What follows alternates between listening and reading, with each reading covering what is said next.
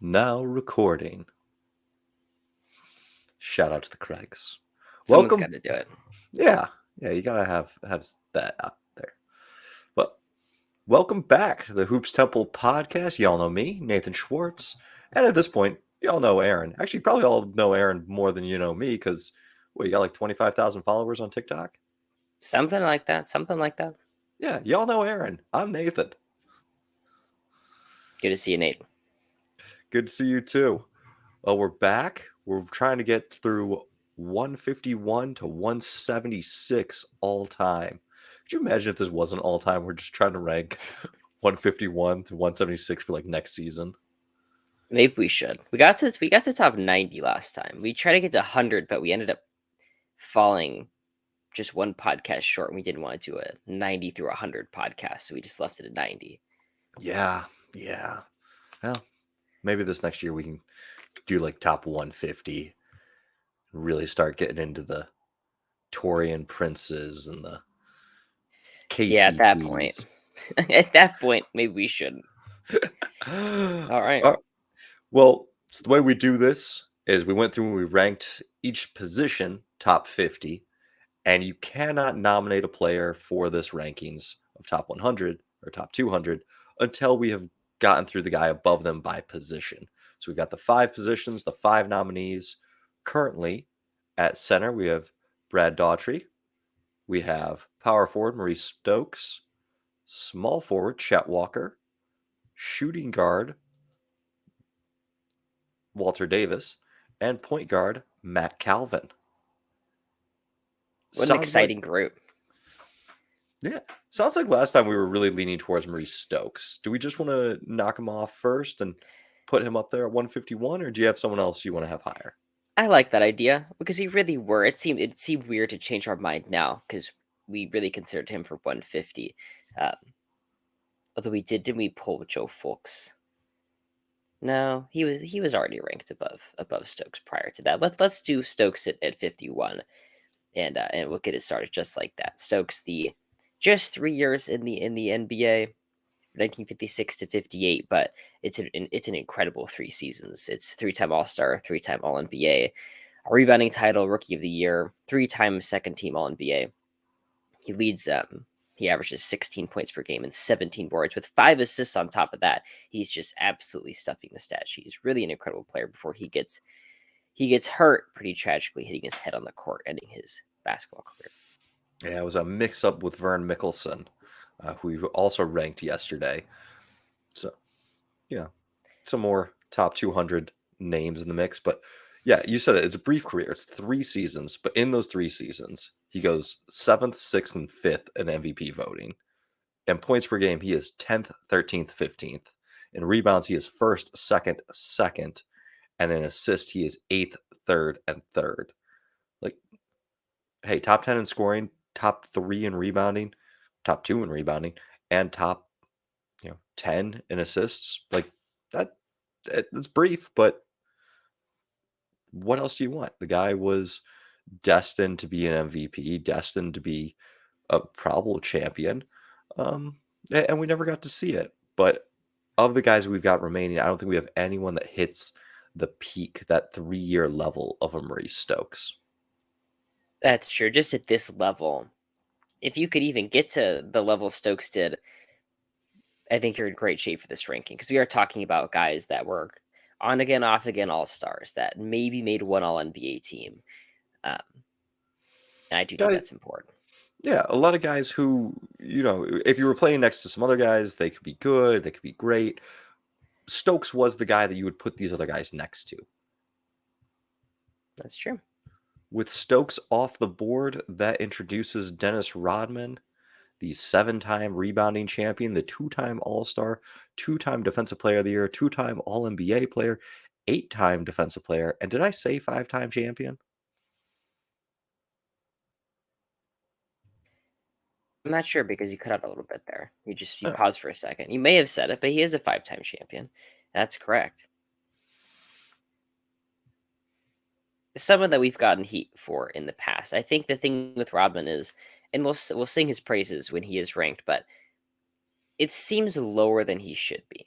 Because when I first did my my top 75 on TikTok, I posted that I think Rodman is in the 60s, and that's just kind of honoring how good he is at rebounding, how specialized he is at defense. But I think I was missing is despite how good he was at rebounding, despite how good he was at defense, he's still just a two-time All-Star, two-time All NBA. A competition a competition between the players to see who's the best is the All-Star game, is All NBA. For Rodman just to say he's the best rebounder doesn't make him better than all-stars that weren't as good at rebounding. It is tough to look at that and say he won all these rebounding titles. That's just insane. And how is he so low? But he wasn't scoring. He's just rebounding. He's No, we just a rebounder. we saw the similar thing with Jerry Lucas, who fell way back for us as opposed to where he normally is in these type of rankings. Rebounding in and of itself it isn't that valuable. You got to be doing other things. And Rodman is playing defense, where we shouldn't limit him to being just a rebounder. But if you look at his finals numbers, or really his playoff runs, he is on amazing teams, but it's not like he is the driving force. 96 Bulls, you might say, is the one exception. But when he's with the Pistons, he's coming off the bench and they have an amazing front line. He's maybe the fifth most impactful Piston.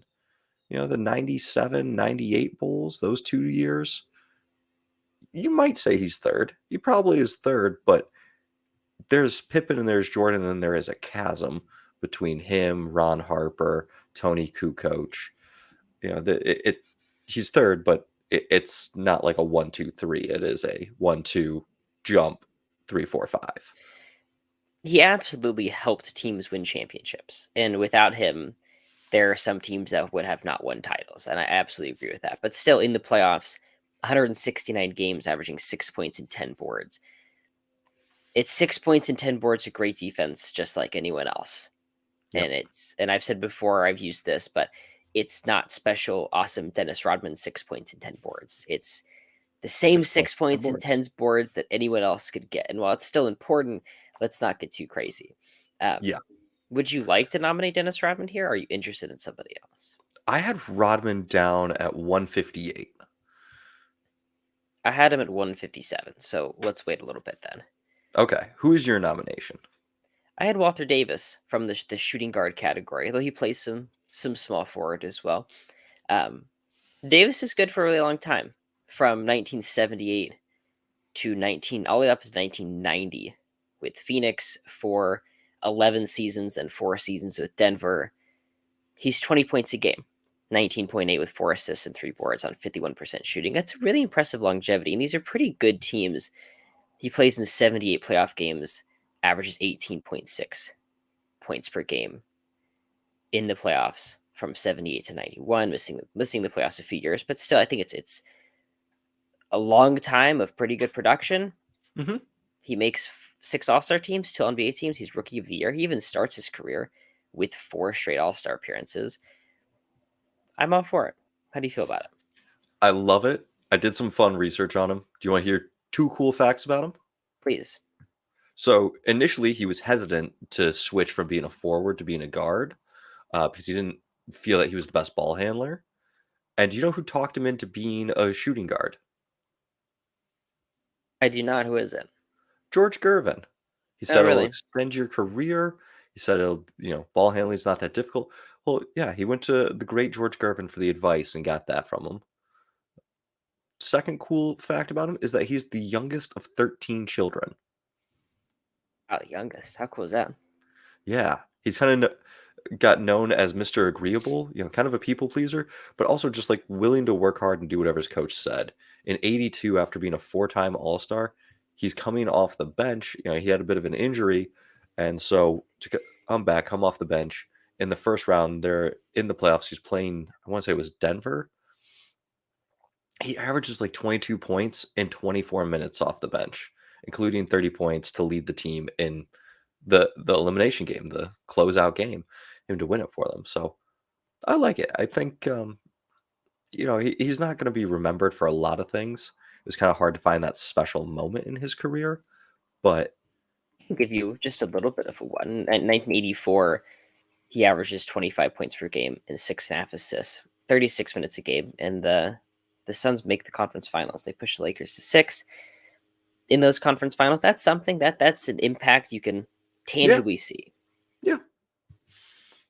Pretty All right. special nomination after Walter Davis for the shooting guard category because it's DeMar DeRozan, someone who's playing right now. We will get to DeMar DeRozan Yeah, we sooner will. than you might think. We will, for sure. Would you like to carry on then? Sure. My next nomination is going to be Matt Calvin, the point guard for the ABA.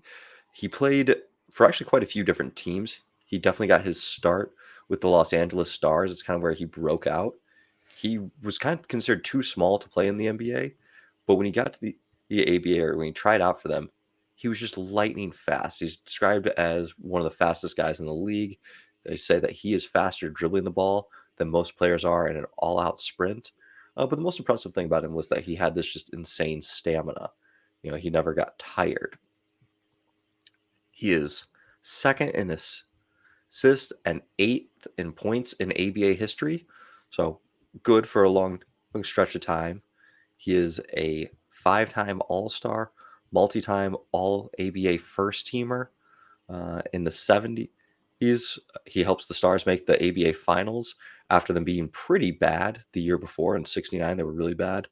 And then in 75, he's third in MVP voting while leading the league in assists. He does have a major drop-off when he gets to the NBA, but he had this quad injury the year before, and Virginia was like on the verge of collapsing as a franchise. And we're like, hey, we really need you to come back. And he's like, yeah. When Wilt had this injury, he took a year and a half off from basketball. When I had the quad injury, I played like a month later. So kind of ruined my career. I needed to do it to keep the league afloat.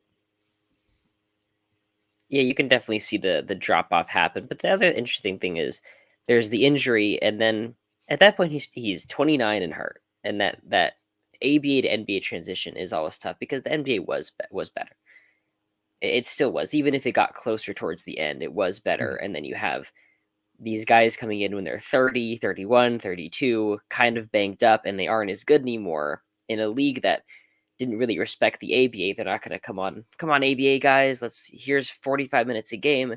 Um, I think he was great in the ABA. He gets that All ABA first team in 1975 when the ABA is getting closer to the NBA, and I really value that. So this is a good spot for him. I will also say that the ABA is better than either sorry, the NBA is better than either the ABA or the NBA were pre-merger. Like as soon as you merge, you're condensing. I believe you got up to like 26 teams. So I want to say there were 16 in the NBA and 10 in the ABA. You're condensing that down into like 20 teams. So like the overall talent level got so much higher. They kicked out a lot of the bad players that were in both leagues, and Hmm. just the whole level rose. So it's not just the ABA guys that you see dip, but you see like Bob McAdoo fall off cliff. You see Kareem Abdul-Jabbar's stats not fall, but like they do come down quite a bit. Um, Guys that were really good pre-merger take a step back post-merger. Yeah, because how many teams didn't survive the A? Because it's only two ABA teams, the Nuggets and the Spurs, came over. The rest were just dispersed into the NBA as it stood, Uh, essentially. Pacers and one other Oh, also Pacers. came. What am I thinking? So what did I say? Nuggets, Spurs, Pacers. Those three. Yeah, there's one more. I know. No, there's more than that. They get six. There's no way it's six. Come on. There's There's no way.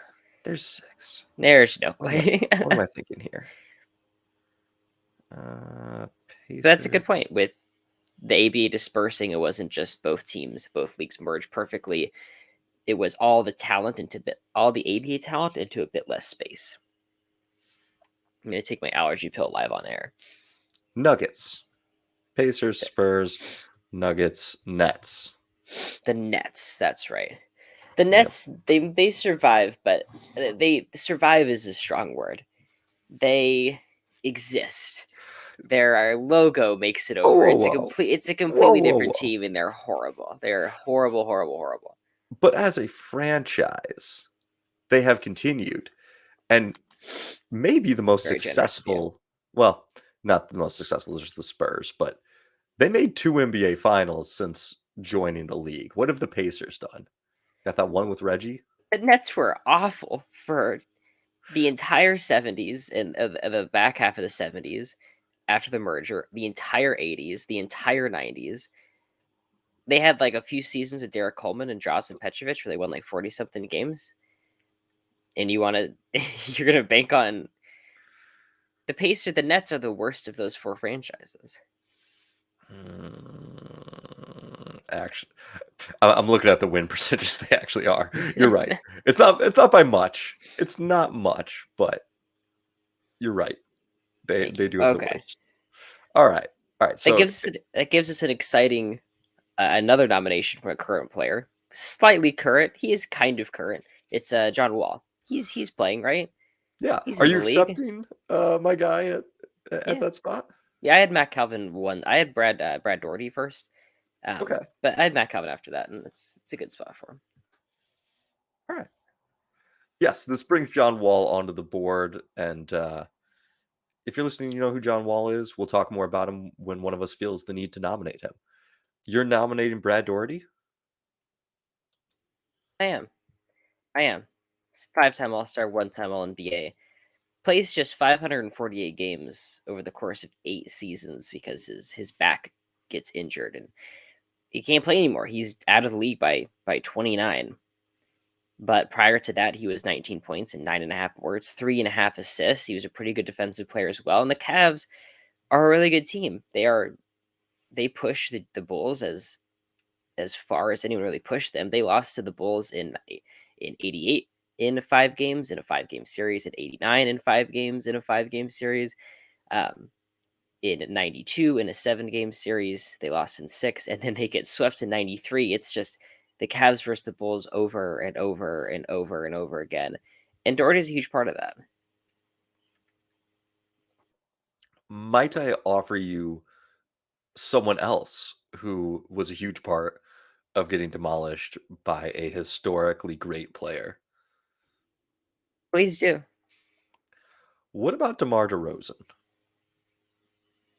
DeMar, at this point, has had quite the longevity, and I think that's what really tipped the scale for me, is we're looking at 10 years of averaging over 20 points per game.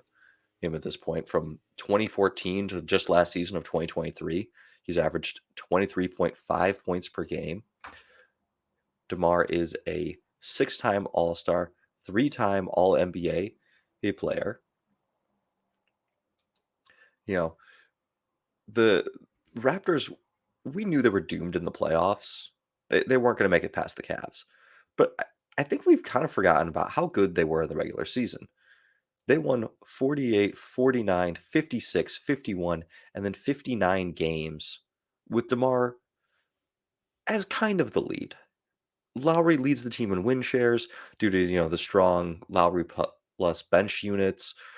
DeMar leads the team in scoring. I've always thought of them more as a DeMar's team. You could make the case for Lowry, but I really think that we've we've kind of swung too far. The Raptors became too much of a punching bag, and I think DeMar has both greater longevity and potentially a higher peak than Brad Doherty. I understand what you're saying. I'll push back on the fact that DeMar DeRozan is not a good playoff player. And he's one of the worst playoff players in terms of, and it's an interesting niche because um, the worst playoff players aren't playing at all, but DeMar DeRozan has just enough responsibility and just not enough talent where he ends up in this weird place where he's in the 63 playoff games, he's 22 points a night on 42% shooting, 21% from deep, 85% from the line. He's not a great defensive player. He's getting 3.7 assists, which is pretty low for a ball handling guard. At least when he was with the Raptors, he was a ball handling guard. I know he's playing Mhm. more small forward, power forward now, but And he's getting more assists now. he's getting more assists now. I think this is the best version of DeMar DeRozan. Really, we're seeing in Chicago, and I don't really care about the Raptors years. He's great in the regular season, but it just falls apart so much. Where Doherty's still in 40, just in 41 playoff games, 19 points, 10 boards, 52% shooting. He's still good. Still good. Would you say though he is the best player on those teams, or does he get to kind of not coast, but he's got Larry Nance, he's got Mark Price, he's got Ron Harper are there for those 80s, early 90s. And just in my mind, he has a much easier load to carry than DeMar. DeMar and Lowry were not meant to be number ones, and really with DeMar slipping as the number one scoring option, Lowry had to step it up more. I think Lowry's playoff struggles tend to be overblown because of that, where he wasn't supposed to be the number one, but DeMar DeRozan struggled enough where he kind of had to be, and then struggled in that position. But they had good players. Valanciunas, he was there. Patrick Patterson, stretch four, Pat Pete. You're like, yeah, they had good players. They had Patrick Patterson. Norman Powell, That Bismack Biyombo, the 2016 Raptors. They made the Eastern Conference Finals. They played 20 games. Damari Carroll. I would like you to name for me the other 5 starters that started more than 3 games. Because you got Lowry and DeRozan that did 20 each. 2016. So it's Lowry, it's DeRozan, Valanciunas. Yep, Val starts 10 games. He only plays 12 during the playoffs due to DeMar injury. Carroll's on that team, right? DeMar Carroll starts 19 games. Yep. Patrick Patterson. Patterson gets 9 games. How many do I have left? You have 2. Who else is playing for that team? I'm gonna give you a hint. You've said one of the names already, and the other guy is 35 years old. The guy's 35 years old. I said one of the names already? Yes. In this podcast? Yes. I mean, when you were just listing off the good teammates that he had. Who did I say? I said Valanciunas, Bismack Biyombo. And then the other guy's 35. Jose Calderon? He played for the Raptors at some point. It is not Jose Calderon.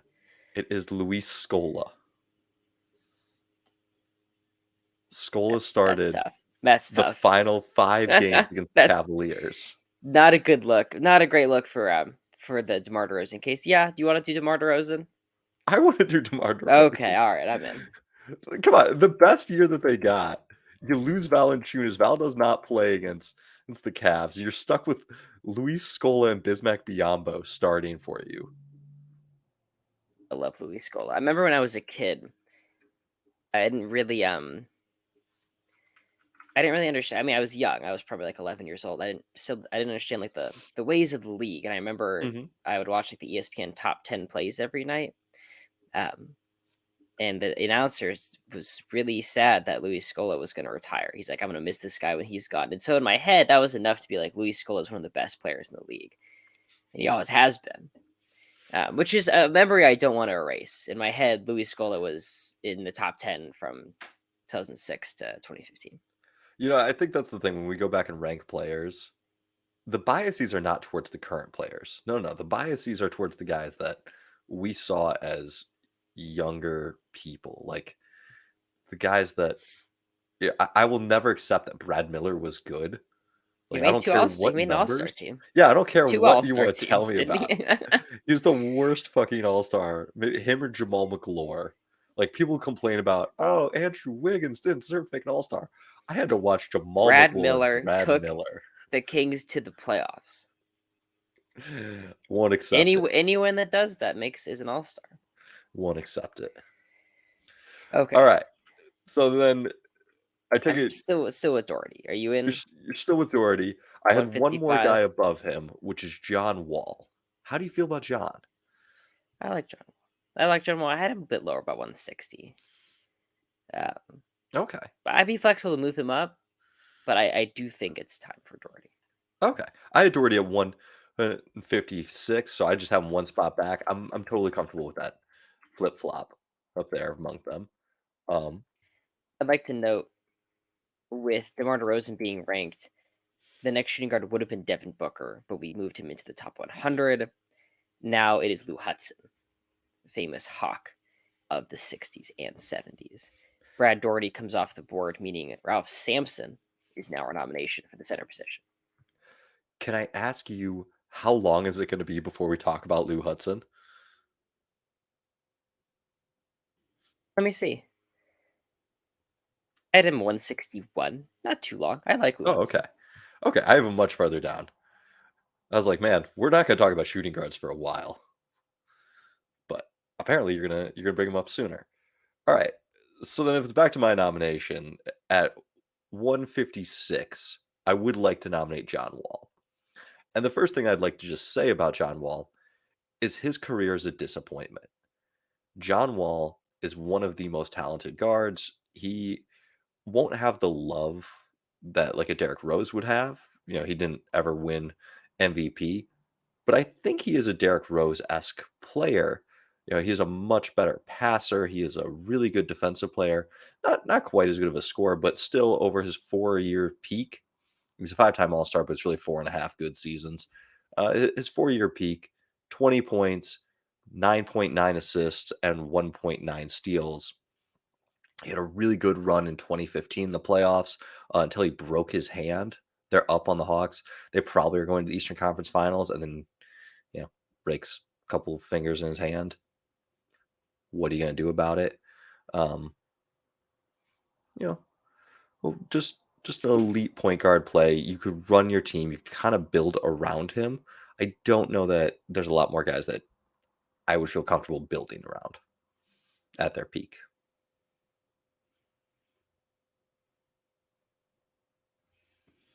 I'm all for it. I like John Wall from 2017 to 2018 in the playoffs, which is 2 series in 2017 and 1 series in 2018. He's averaging 27 points a night and close to 11 assists with 2 steals and over 1 block.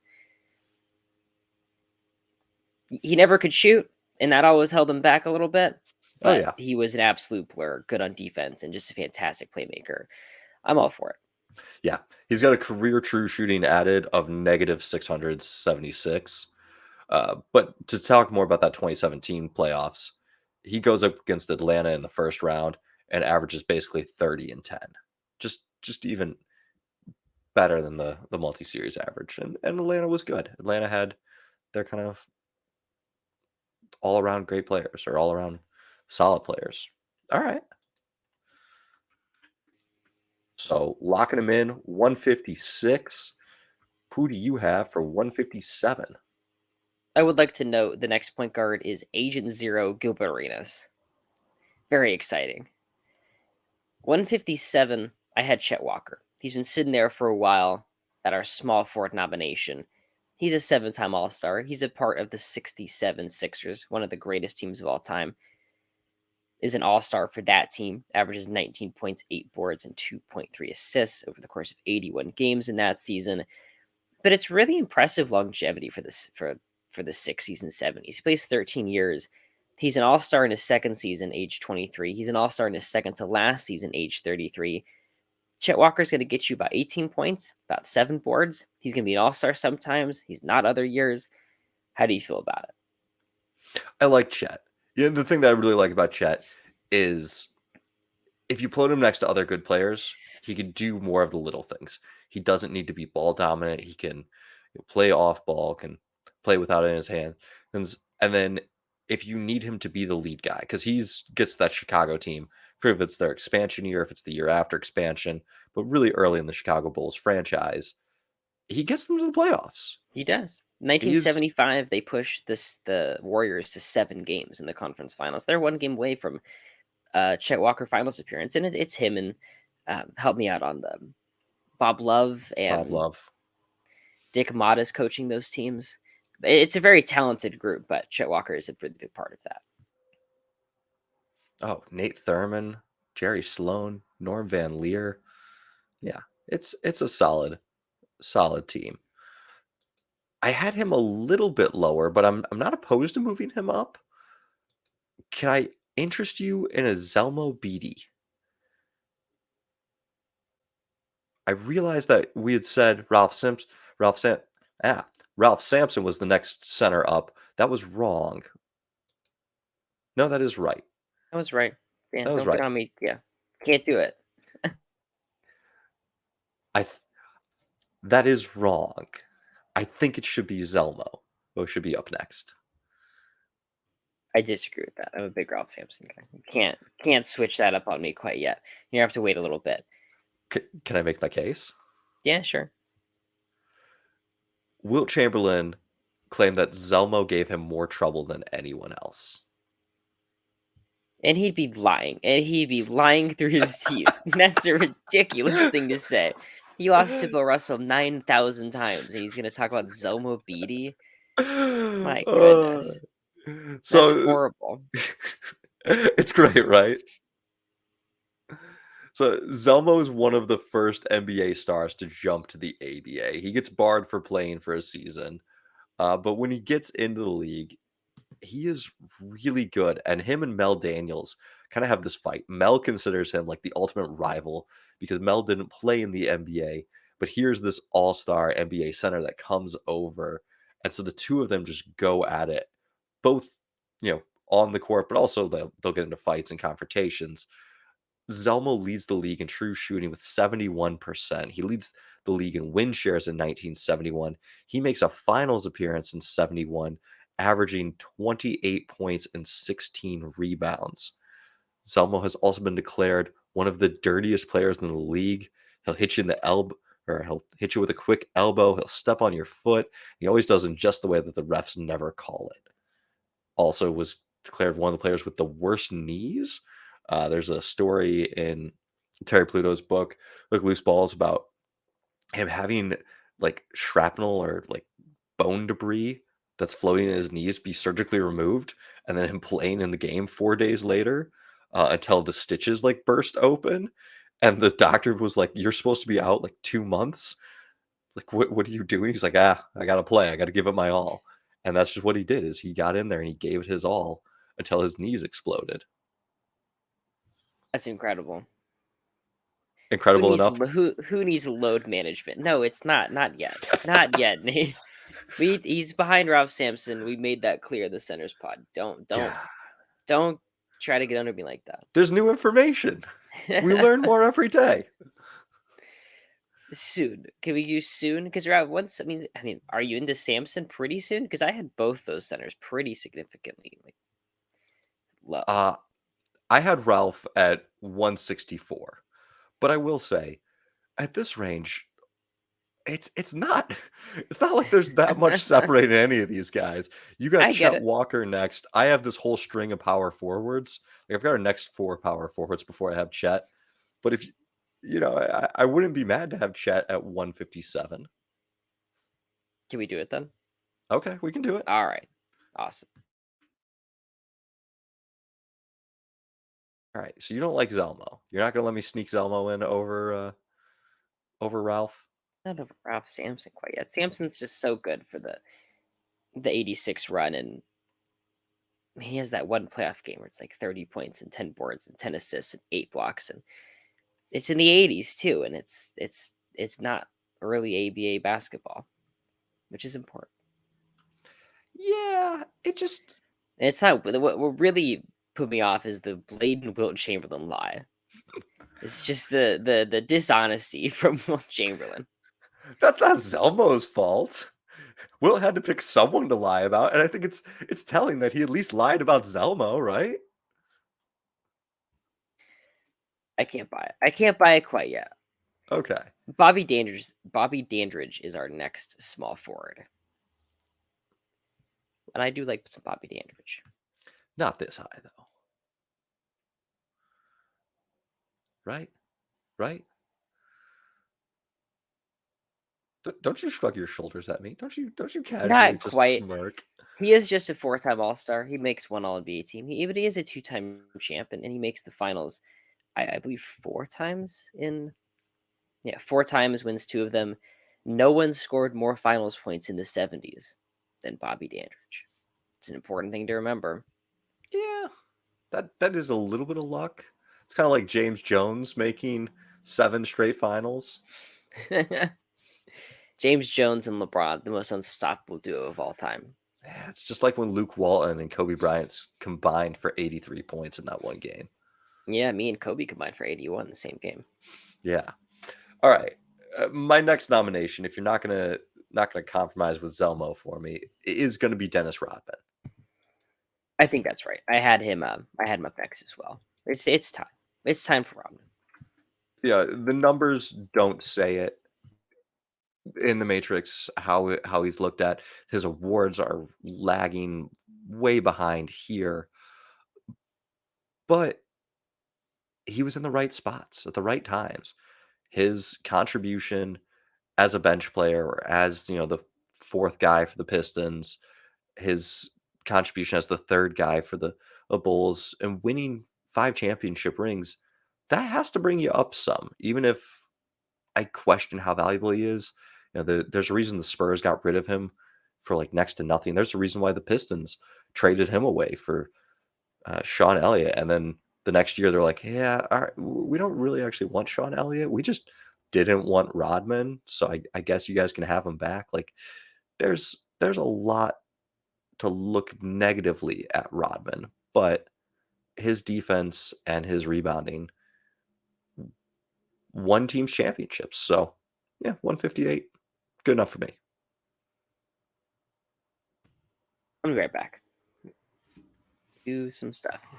1 second.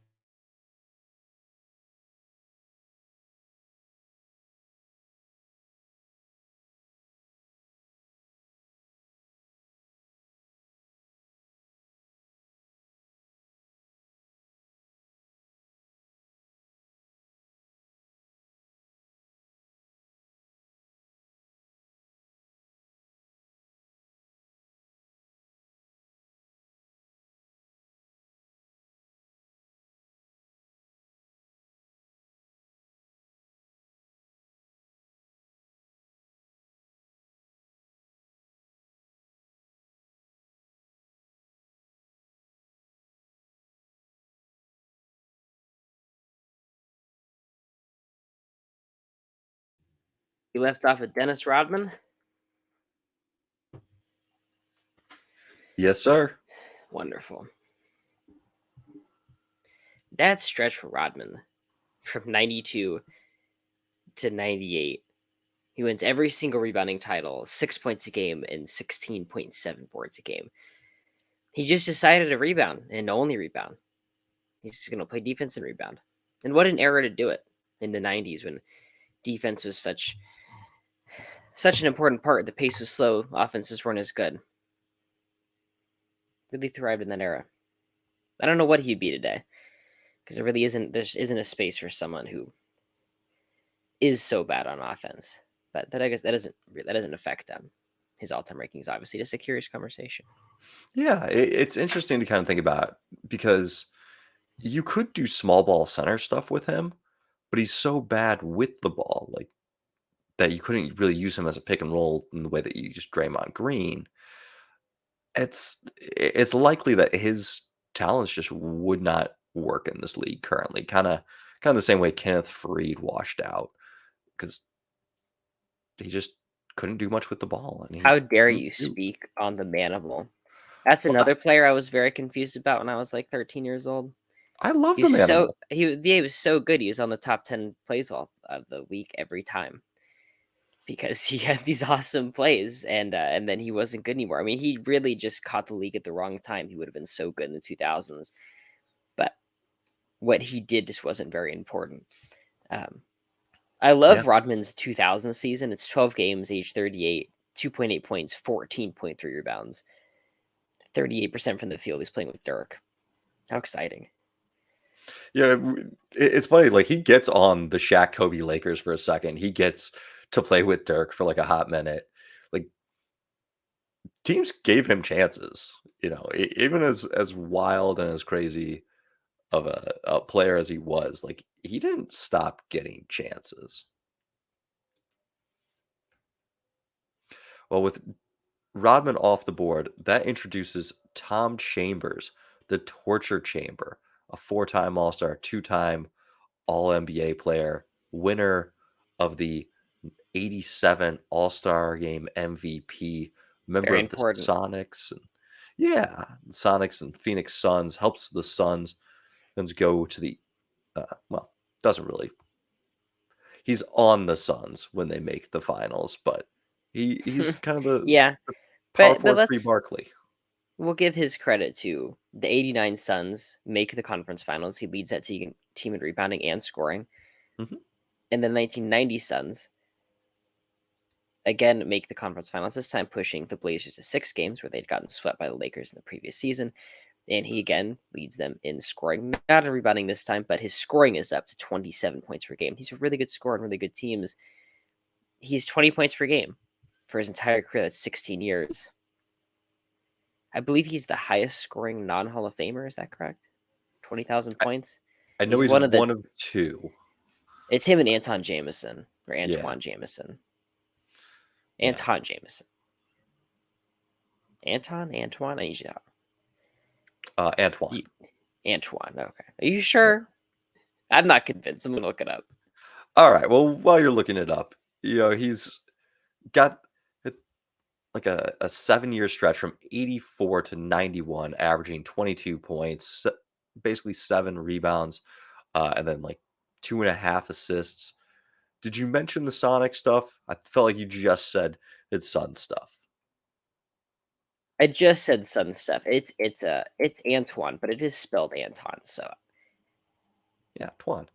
Yeah. Antoine. Well, in '87, the Sonics make the Western Conference Finals with him and with Dale Ellis and Xavier McDaniel. It's kind of a big three. They're all averaging 20 plus points per game in the regular season and the playoffs. But that team went 39 and 43 in the regular season and then fights their way to the Western Conference Finals, where they get swept by, Magic and Kareem and Worthy. But still, to be part of that big three, to get it there, I think that's cool. It's earlier in his career. He's got a pretty nice longevity, 1,000+ games played. He is my actual nomination for 159. He's mine too. I think it's the right time for such a good scorer. He also plays in the Israeli League in 1996 as 2 Jewish men doing this podcast. Very important. Michael Chaim, Jordan, Michael Jordan would not have won the '96 championship. He was afraid of Tom Chambers, that Tom Chambers might come back. yeah. That's why he came back to the NBA, not to the real basketball haven, which was the Israeli leagues. Yeah, Couldn't Michael handle that Jordan was smoke. too scared to play in the Israeli leagues. He knew he wasn't better than Tom Chambers. Ducking them. All right. With Tom Chambers off the board, that introduces Larry Nance Sr. Do you want to do a Larry Nance spiel, or you want me to do Nance spiel? You can do the Nance spiel. I don't think we're going to be talking about Larry Nance Larry Nance is for a my little bit. nomination for 160. No way. Please let me So hear it. Larry Nance, I was really looking at him and Brad Doherty, and I was like, who do I prefer? Doherty is better in those years. Nance has a just incredibly long career. He's got 12 seasons of him playing most of the years. He's a finesse big. He's faster than his opponents, brilliant passer. Kind of think about like 90s version Pau Gasol, who can throw it down like a young Pau Gasol. He's the Um, slambassador. yeah, he's He's the Duncan man. he's probably the number 2 guy behind Walter Davis on those Suns Western Conference Finals run. He's but and then in Cleveland, he's got that whole conglomerate. I don't know where you want to rank him. I don't think we've gotten Ron Harper on the board yet, so he's maybe the third best Cavalier. But it's just so many seasons of being a really good player. Where we're talking about over 100 career win shares. We're talking about 1,300 plus true shooting average. We're talking 8 seasons in the top 10 in blocks per game. 3-time all defensive team, which take what stock in that you may. It was hard to make those in his era. There was a lot of really good defensive players, and he's still averaging 20 points per game for a pretty good stretch of his career. He's a highly efficient, good defensive power forward that could rebound and play make. He made a lot of teams pretty good. Yeah, Everyone would be happy to have Larry Nance in their team. I do think it's too early for someone who is just a 3-time All Star. We have better players available, Nate. We have better players available. who You want to do Bobby Danridge? Is that your guy? I think it's Lou Hudson time. No, no, I think it's Lou Hudson time. no, no, no, no, No, it is. It's. I'll make the case from 1969 to 74. It's 6 straight seasons. He's 6-time All Star, 25 points a game, 5 boards, and 3 assists. He. 1 second. He's fifth in points per game in 1970. He's fifth in 1971. He's fourth in 1973. He's able to make All NBA second team in 1970 as a guard, which we talked about the Lenny Wilkins thing or the no. Dave Bing. It's tough to make that as a guard. He's able to make the playoffs 9 times, which is really important in terms of that era. We kind of criticized the Hawks for not being that good. They make the playoffs in 67, 68, 69, 70, 71, 72, 73. Then he makes the playoffs again in 78 and 79 with the Lakers. But for the Hawks in the playoffs, 52 games of 23.5 points per game with 3 assists and 5 boards. The stats are there. They're making the playoffs. He's a 6-time All-Star. It's better than Larry Nance. Larry Nance is an occasional All-Star. Sometimes. If the team is good enough, Larry Nance gets a nod. Lou Hudson's good enough to make the All-Star team, whether the team is great or not. Do you know how many All Stars there were in 1970? How many? There were 40 All Stars between the NBA and the ABA. It's a lot of All-Stars, but how many in the NBA? There were 20 in That's the NBA and there were that's 20 in the ABA. that's the league he's playing in. Well, I mean, to be fair, 1970 is the year he makes All NBA second team, so he can take that and burn it. I'm just saying, he's got these 6 All Star appearances And all he's really good during. statistically. It's good. Yeah, it's good. It's just they're all during the weakest era of the NBA ABA. And so if I'm looking at a 6-3 exchange rate, I I kind of like the 3. I kind of it matters to me that he did this in a pretty poor era. I guess I wouldn't fight too hard to really keep him down. You know, he's leading the team in win shares. There's those several years. Now they do have kind of a dip in the mid 70s where they're only winning 36 games. How passionate are you about Lou? I'm pretty passionate, especially given the players available. I think Larry Nance is never even close to the All NBA conversation. The closest he ever gets is 1989, where he is not third team All NBA. That's Terry Cummings and Dale Ellis. Not Terry, sorry. Terry Cummings and Dominic Wilkins. And then Alex English is still ahead of him. If there had to be another forward added, and it's him, and he's kind of around Worthy and McHale, and he's just in a different tier. Man, problem with pushing him back is then it also pushes back the guy that I have right behind him, which for 161 I was going to nominate Dave DeBusschere. Which, if we're just talking about players in those 60s, 70s, DeBusschere is a 8-time All-Star Yeah, he is defensive minded. and contributes to 2 championships. Yeah, would you rather have DeBusschere or Lou Hudson? It's close, and obviously it's close given they're having the conversation. I think I'd like Hudson. Hudson's able to. He's a great scorer. Okay, all right. I'll move Hudson up this high. Okay, all right, I I'm appreciate it. willing to compromise for the sake of the pod. I need a nomination from you then. Lou Hudson coming off the board introduces Charlie Scott, who is one of the stars that jumps between the ABA to NBA. He actually makes the jump going from ABA to NBA in, I want to say 72 mid-season.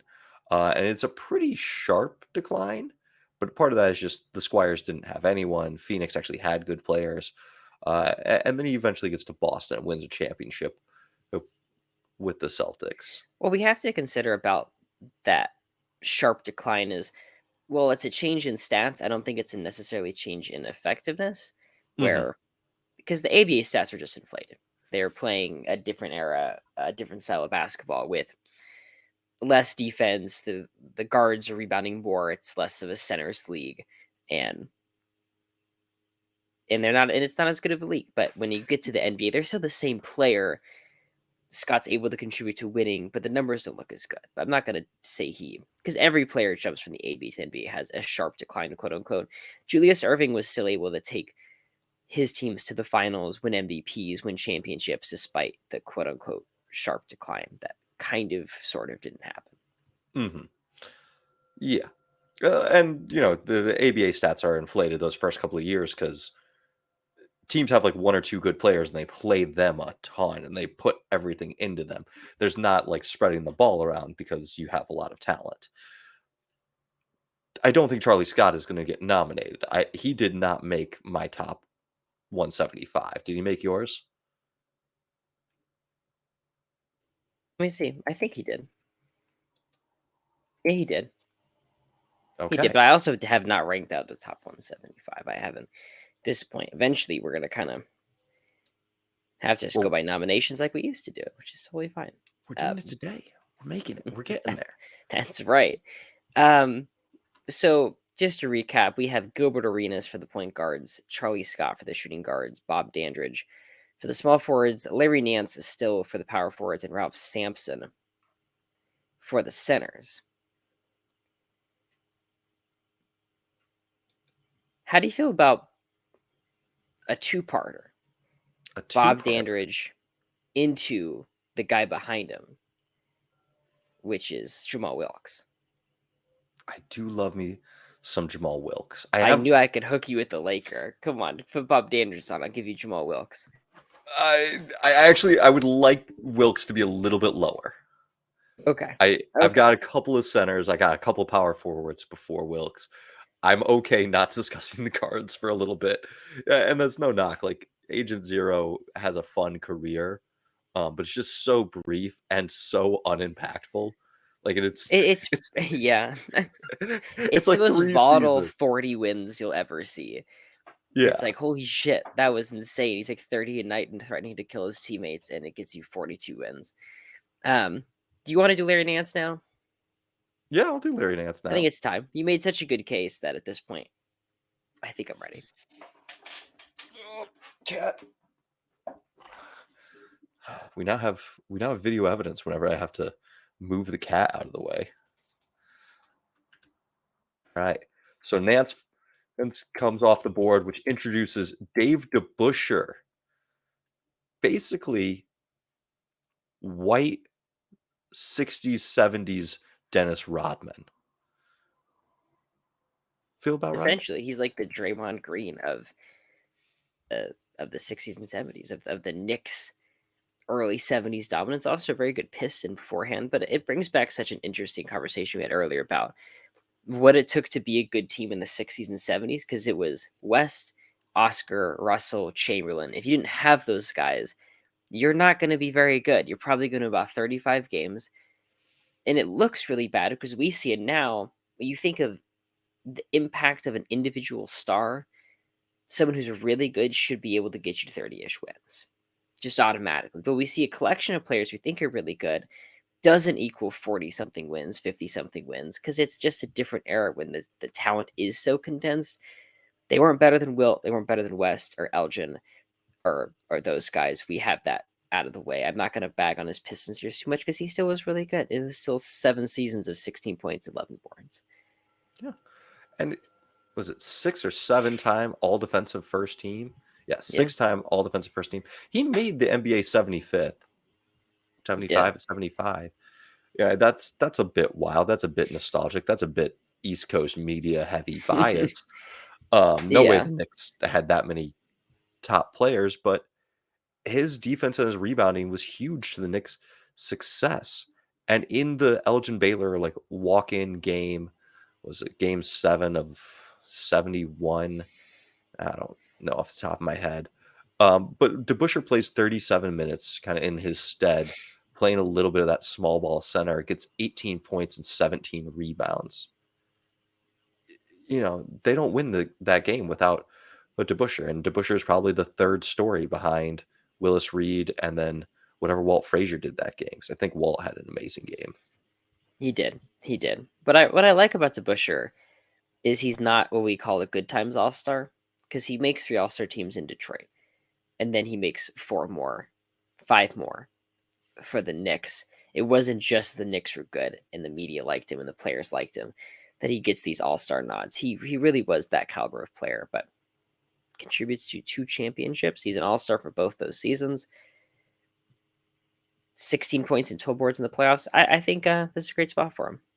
Yeah, I did pull it up. Walt Frazier had 36 points in that game, Game 7. But Dave DeBusschere averaged 19 and 12 on the series. Frazier only averaged 17.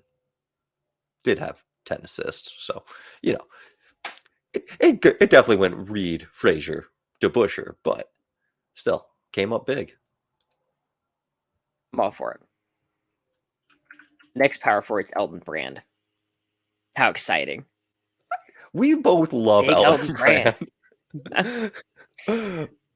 But it's going to be a minute for Elton Brand. It's going to be a little bit, as much as I respect him. He took the Clippers to the playoffs in the 2000s. That's a Hall of Fame bid, in my eyes.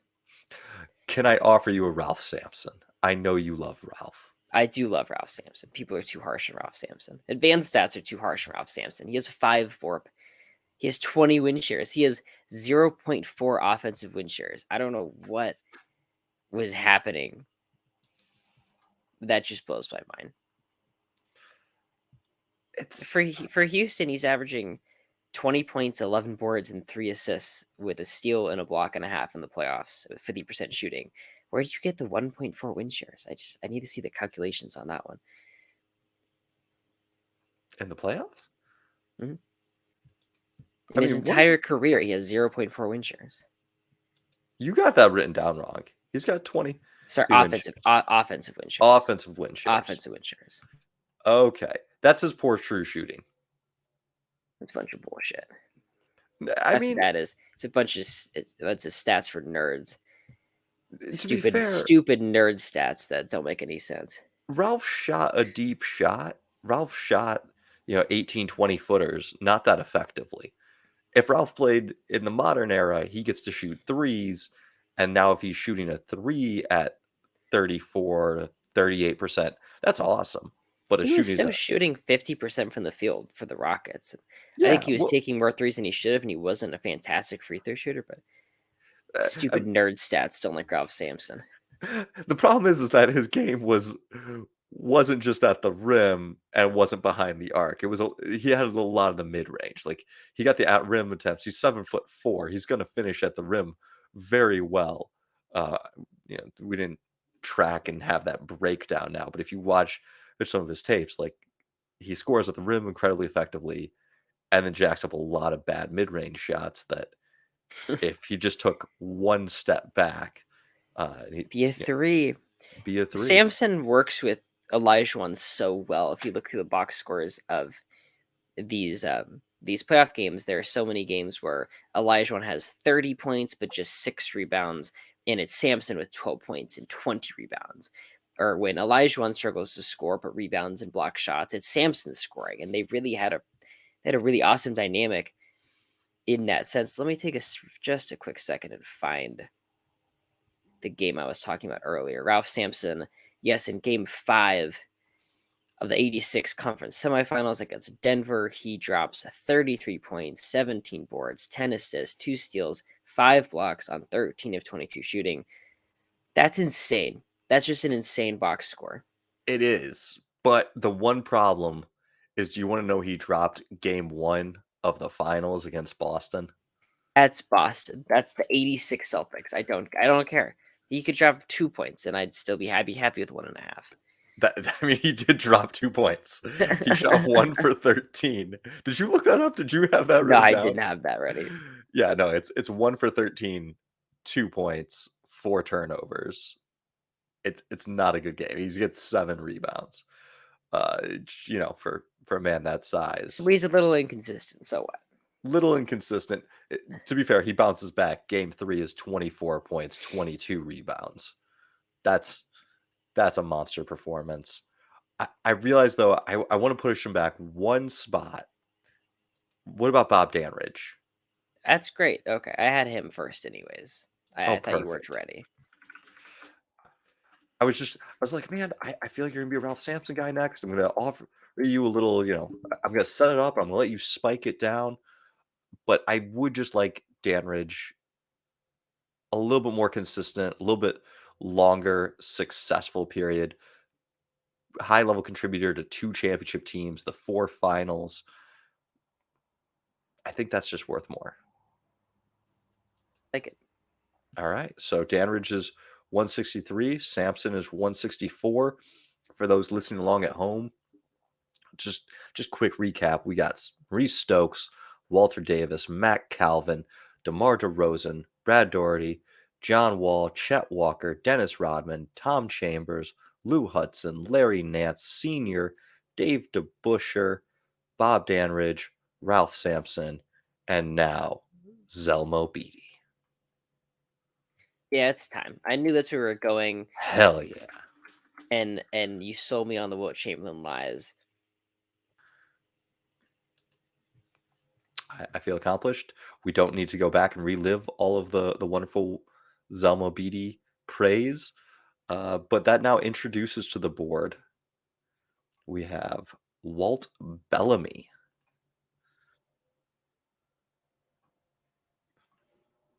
Moved around a bit. Kind of started with the Chicago Packers, who became the Zephyrs, who then became Baltimore. Gets a couple seasons with the Knicks, couple seasons with the Hawks, few seasons with the Pistons. He moves around a bit, but incredibly talented player. We're talking 20 plus points. It's for the first 5 years and really over 15 rebounds most of those years. Starts out first year as 31 and 19.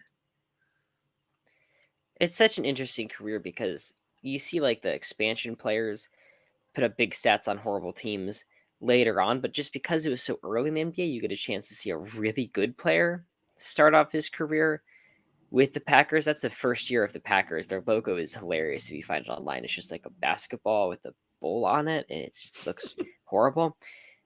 Jim Pollard is coaching this team. They go 18 and 62. They have the worst offense in the league, the second worst defense, the worst net rating. And Bellamy is just out there putting up 31 and a half points with almost 3 assists and 19 boards in 79 of those games. He leads the league in field goal percentage, but they're still so horrible. He doesn't make the playoffs any of his all-star seasons except for one, except for 1965 with Baltimore. But for most of his career, he's just a really good rebounding center. I think the huge numbers are a little misleading given how bad those teams were, but still very talented. I don't think it's time for Walt Bellamy, though. Mm. Can I interest you in the fact that he is one of the most efficient scorers in league history? Like true shooting added, we're talking plus 2,300 points. You will not find anyone else that we talk about today, tomorrow, or yesterday with that. That is like That's true. Reggie Miller level efficiency for scoring. An extremely efficient player. Yeah, I mean yeah, I get that, and he's good for Atlanta and 20 points, 16 boards in some playoff series against Wilt, and they do get swept, but that's kind of the story of not being one of those elite players in the 60s like we've talked about. You're gonna get beat on by the top dogs a lot. I believe he retires as I think the second leading rebounder, the third leading rebounder of all time, behind Russell and Wilt. He retires in 75, averaging 13.7 boards per game over the course of 14 years, 1,000 games. And he plays in 74 or more games every year except for his last season where he plays just one. He also plays 88 games in 1969 because he got traded, which is very impressive. Yeah. The other thing is that there are Lakers who, in '66, there was a talk of a deal for him that fell through. And there are still Lakers players, fans, coaches who to this day will kind of say, man, if we had only gotten Walt, Celtics wouldn't have that many rings. Like That's true. we needed a center and we just didn't have one. Will So if Chamberlain not, not good enough for you? Is Will Chamberlain not? Will Chamberlain didn't come around. He Listen, came eventually. he Take came take eventually. your stupid Laker problems and tuck them away. We could have I had can't more interest rings. you in a 4-time champ, 2-time All Defense, 3-time All Star, Jamal Wilkes. Not Wilkes is the interested. next guy on my board. Can we make that swap? I can make that swap. Awesome. Wilkes, he was 166 on my board already, but we've swapped someone else, so it's nice. He gets to stay at the exact same number for me. Wilkes kind of always got to be the secondary guy, and he's talked about how much that meant to him is that winning and championships, that's what mattered. He's said, hey, I could be on other teams, I could average more, I could get more shots, but whether it was Bill Walton in college, Kareem, or him in the pros, or Rick Barry in the pros, like that's not what he wanted. He wanted to win, and he was going to be unselfish and do whatever it mattered or to help. And the fact that he still gets between 17 and 22 points per game for a long stretch, 9 seasons, averaging 19 points per game, that says something. It does. I'm all for it. We have a very special nomination in the small forwards list. Someone I made a video about this morning. Well, I posted last night. But Latrell Sprewell. First ballot Hall of Fame dumbass. Latrell Sprewell. Why you gotta be so mean to Latrell? I mean, he deserves it, but he deserves it. So talented. Just such a good player. 18 points a game, 4 boards, 4 assists, 900 games. I think if he had a better head on his shoulders, he would have been one of the best players ever. But he did not, and he liked attacking his players, his teammates, and his coaches. He just liked doing it. I don't know what you want me to say here. My nomination is still Walt Bellamy. Yeah, we did Bellamy. Yeah, Bellamy came in at you yeah. let him I said sneak in at 167. 67. Yeah, I said we could do that swap. So All right. Well, then now you've put me in an awkward place where my next two guys both are in the Hall of Dumbassery. It's Latrell go and ahead. it's Gilbert Arenas. Really quickly, the center nomination after Bellamy has left is Larry Faust, 8-time All-Star, 2-time All-NBA, 1-time rebounding champ. Went to and lost 5 finals in the 50s and 60s.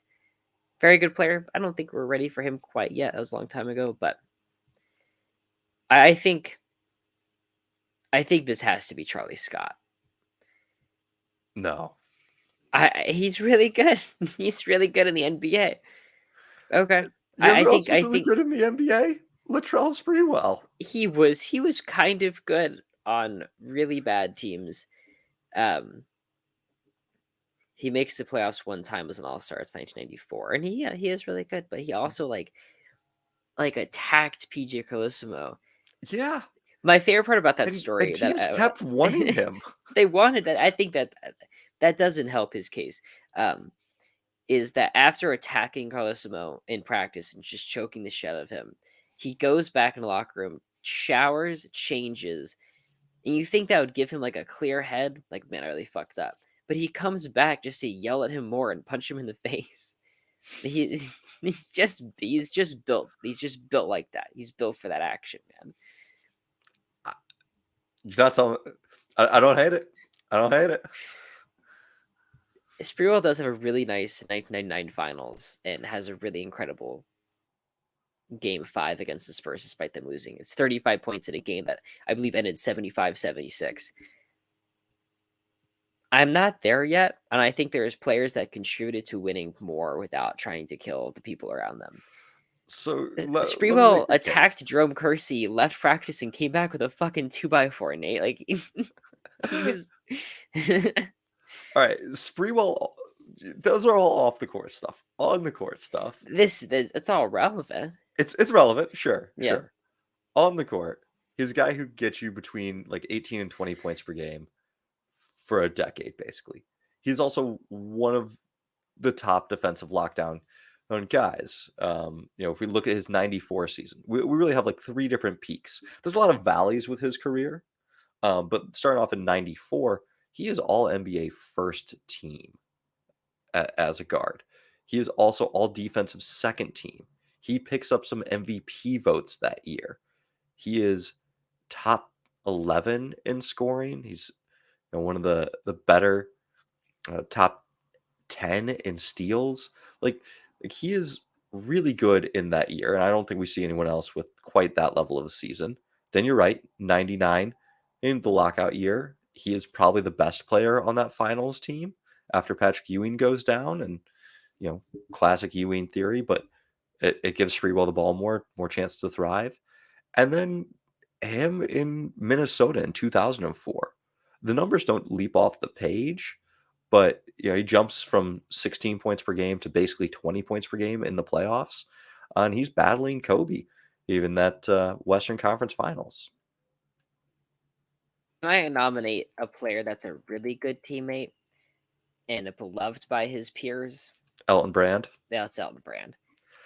Absolutely beloved by his teammate, liked by his peers. Did not try to kill anybody. No, well respected. I think it's Played important at this 1,000 point. plus games. I know you want it. I know you want to do this. Aaron, the year is 2000. You have the choice between Elton Brand or Latrell Sprewell. Who are you picking? Elton Brand in like 2 seconds. In 2000, Latrell Sprewell was already like 29 years old. Yeah, that's fair. Also, he just choked PJ Carlismo. I was just trying to think of a year that they both played. Man. That's rookie. That's rookie Elton Brand, and Brand is still 20-10. It's He a hasn't been bad Bulls tainted by team. the Clippers yet. Come on. Mm. I'm good for Latrell Sprewell. I had him at 173, but I need a little bit of time. A little bit of time. Aaron, we started building this rankings over the summer last year. I need time before I'm okay ranking him this high. Give it a little bit. Gosh. All right. Is Elton Brand really your next guy up? Yeah, he is. Okay. I had Elton Brand actually back down at 71 because I kind of have a little bit of run on point guards here. Yeah, pretty soon. Can I offer that the next power forward after Elton Brand is Gus Johnson? I know you love Gus I Johnson. do really love Gus Johnson. I know how to play my cards. Yeah, there's like a point guard run and a power forward run, and we could probably flip flop which runs we want to have happen here because our point guards up are Gilbert Arenas, but he's blocking the door to Darren Williams and Baron Davis. And Max Zavslavsky is also very important. Max is a shooting guard. He's behind Charlie Scott. We'll talk about him. Oh, next is he? time. Okay. Yeah. Just the way I had it ordered, I figured he would. It looked like he was a point guard. Are you sure? I'm pretty sure he's a point guard. Let me check. Shooting guard. Slats. All right, that's fine. Okay. So that does open the door. I think of the idiots of the locker room destroyers, I prefer Gilbert Arenas. Yeah, but, He's better. He was better. All He has right. a 3-year stretch where he's 25. He over 8 seasons, he was 25 points a night for the Wizards. So what if he threatened to kill Javaris Crittenton? Who All doesn't? right. Everyone does that occasionally. All right. Can we do Gilbert at 168, Latrell at 169, and Elton Brand at 170? No, Elton Brand is locked in. Then I have to. We're either gonna have Gilbert Arenas or Latrell Sprewell at 169, and the internet's gonna have fun with whoever we put there. Brand is 168, and then I want Arenas at 169, and then we can do Latrell Sprewell. All right. I can live with that. Latrell 170. All right, that means we have 5 people left to make the list today. And our nominations. I need a minute to clear my head, figure out who is where still.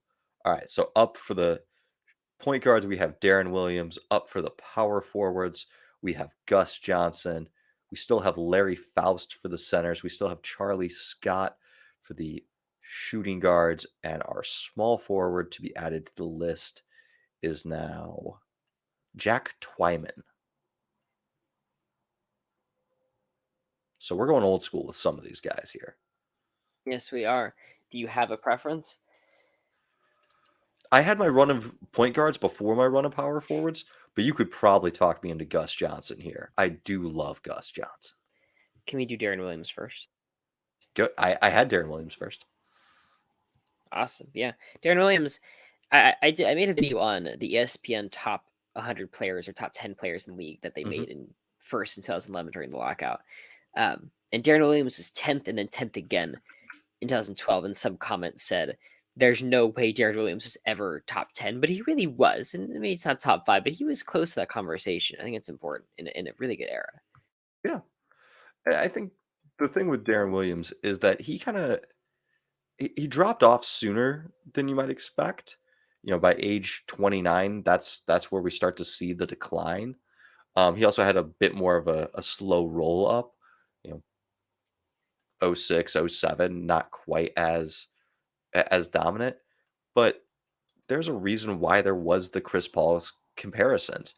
He has that 6-year stretch from 08 to 2013 where he has 19 points and basically 10 assists this per game.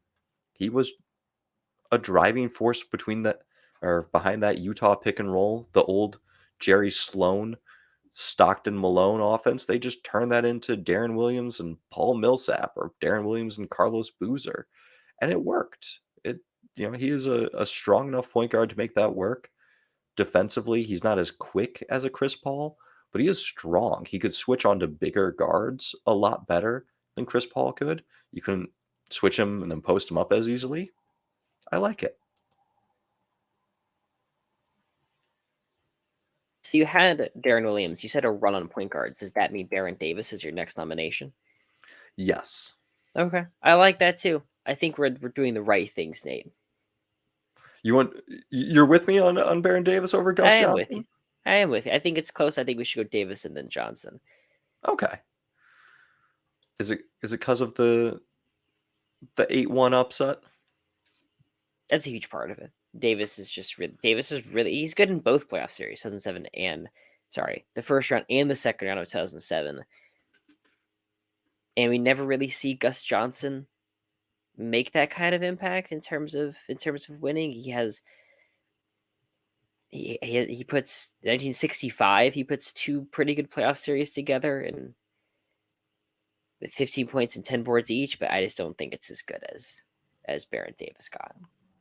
Yeah, but what about Gus Johnson contributing to the Indiana Pacers 2000 or the 73 ring with them, where he plays 10 minutes a night and gets 2.5 points per game? I'm okay. I think I'll be all right. not going to sway you one way or the other. Have you thought about that? Baron Davis was traded for Kyrie Irving, the pick that became Kyrie Irving because the Clippers are fucking morons. I don't know. He was traded with Kyrie Irving. Sorry, yes, he was traded with the pick that became Kyrie Irving because the Clippers are fucking morons. Okay. Kyrie Irving was the price to get off of Baron and Davis. I think you've talked me into Gus Johnson over it with that statement alone.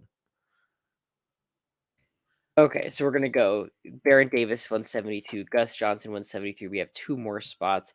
With the point guard nominations, we have another ABA player. It's Larry Jones. From the power forwards, we have Larry Johnson, grandmama of Charlotte Hornets fame.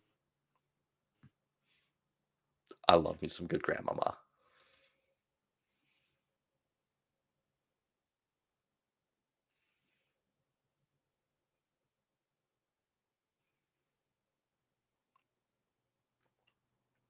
Larry Johnson, he's got a 5-year peak between Charlotte and the Knicks where he's basically 20 points, 9 rebounds, 4 assists. He could do a little bit of everything. He tails off kind of earlier, but as he tails off, he shifts from being this scoring forward to let me do everything. Let me be the muscle behind Patrick Ewing, and kind of replacing Charles Oakley at times. And that Knicks team was just a bad team. Like, not bad and in not good, but like bad as in they're gonna fight you. Um, he's got some really big playoff moments. There's times where he's probably the fifth guy on those Knicks teams, but he's got a huge 4-point play in '99 to get the Knicks to the finals. You're not winning. I mean, you're not getting to the finals without him in that play. And Jeff Van Gundy says that he's the embodiment of everything he believes in. Also, 93 signs the richest deal in NBA history. I think that's nice.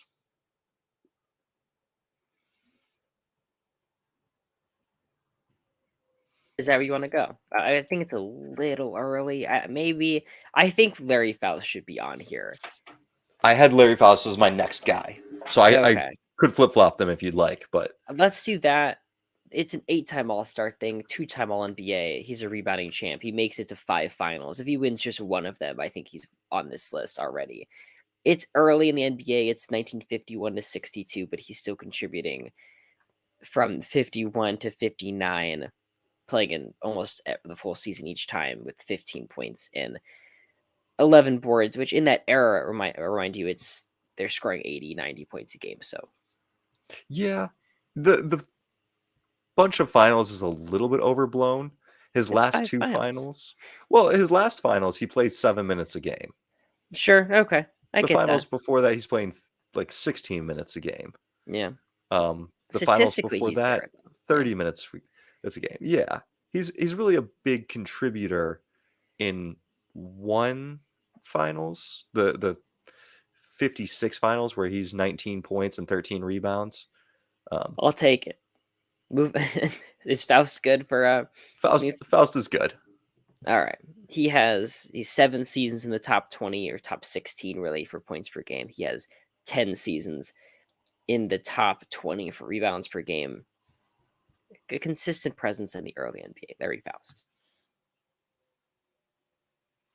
You want to do Grandmama? How you feel about some Harry Gallatin?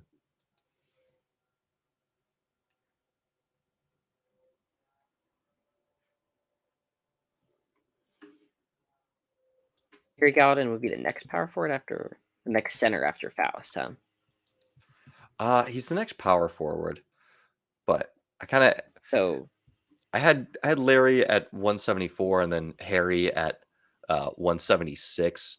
So they're kind of my next two names up. where are we at though? I had Faust at 174. We have one more spot. Is that correct? Yes, we're trying to Okay. figure out 175, and it is between Larry Johnson, Charlie Scott, uh, Jack Twyman. Who is our next center? DeMarcus Cousins. You are not putting DeMarcus Cousins in the top DeMarcus Cousins. 175. I I think I see what want you're to trying to amend. do. I want to amend the DeMarcus Cousins argument we had. I think we should move him down the centers just a little bit. Yes. Can we put him below just below Ed Mackley and call it good? Yeah, we can put Just him. one more spot? Okay, just one Yeah, more spot down. I'll take whatever I can get. Who's Is your it nomination? Mackley? Is it Mackley or Macaulay? I always mess that one Macaulay. up. Macaulay, okay. That's my Chris Mullins and Alex Gorza for Yeah. you. I have It- the Mackley issue. Chris Mullins just makes sense. It's Mullins. It's not multiple Mullen. Mullins. There's Yeah. so many Mullins to go around. Yeah, there should I be have more so much Mullen. fun. Okay, we have one more spot. I don't feel strongly about any of these guys really. I'd be okay with another center than Mackley. I just think he really is a pillar of early basketball. He also gets into the Hall of Fame in 1960. I believe he's the second NBA player ever to make the Hall of Fame. It's Mike in first. Now there are other players, more barnstorming era players, college players, but for NBA players, it goes Mike in, and I think it's Ed Mackley right after that. Let me double check. I looked at Jack Twyman, and Jack was a really good scorer for those Cincinnati Royals teams. In 1960, he averaged 31 points per game. I believe it's the first time that players had broken the 20,000 or not 20, the 2,000 points in a season club. And is both him and Wilt Chamberlain do it in the same season? It's Yardley. We talked about that Is it yesterday. Yardley? George Yardley, first 2,000 point season, but Uh, Twyman's I knew it soon was after that. It's probably more points. I knew it was right in there. But do you know how bad the Royals were this year? That he averages 31 points? They were horrible. That's what really holds him back. They were the worst team in the league by basically, I'd say by far. They won 19 games. They're 1956. It's the kind of player Twyman could be. He could be a good part of someone else, but a good part of a bad team. But he needs someone else to really get going. Yeah. It looks like Mike in the first Hall of Fame class is 59. I'm pretty sure it's Mike and is the only NBA player. And then 1960, Macaulay, right? Correct? Macaulay? Sure. Okay. It's What does this not say? my No, it says Macaulay. Ed Macaulay. Is that second Hall of Famer ever? Does that count for something? Hall of Fame NBA player? Ah, All right, I'm just throwing it out there. no, Just throwing it out no. there. 7-time What All Star, 4-time All NBA, won a what if we title. just do Charlie Scott? It's been a minute since we discussed good old Charlie. But hey, averaged 27 for the Virginia Squires. This his first year, jumps that up to 34.6 the second year before mid-season, skipping town, going to go be a good player, an all-star, a 25 points per game player for the next 3 years with Phoenix in the NBA. And then takes kind of a more of a backseat role to join Boston in 76 and wins the title as their starting two guard. I had talked myself out of it, but I'll come back. You'll come back? I was too early on it, and then I was like, all right, let's reel this in. But I'll come back. 175 is Charlie Scott. It's the bridge between the leagues.